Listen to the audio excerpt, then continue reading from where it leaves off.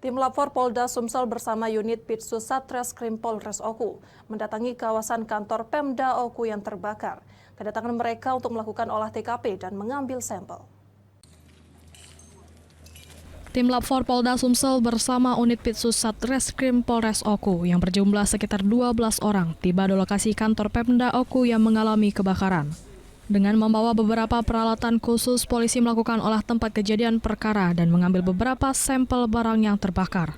Polisi langsung menuju lokasi yang terdampak kebakaran, yakni ruang induk kerja Bupati serta ruang protokol yang berada di lantai 2 gedung tersebut, didampingi para saksi dan Sekda Oku. Tim Lapfor membawa 1 tas besar serta beberapa peralatan khusus.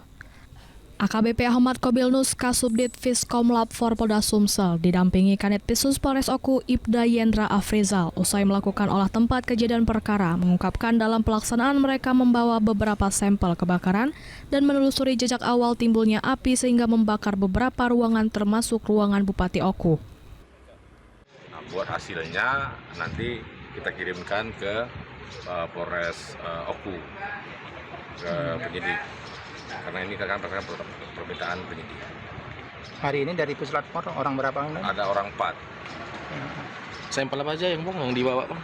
Sampel yang dibawa seperti biasa, abu arang, terus kita periksa penyalaran dan perambahan apinya. Sudah kita naikin drone juga. Nanti peralatan listrik dan sebagainya kita lagi nunggu data dari PU katanya. Polisi membawa beberapa bukti lapangan untuk diperiksa di lab Polda Sumsel untuk memastikan penyebab kebakaran. Di antaranya abu arang dan memeriksa sumber awal api.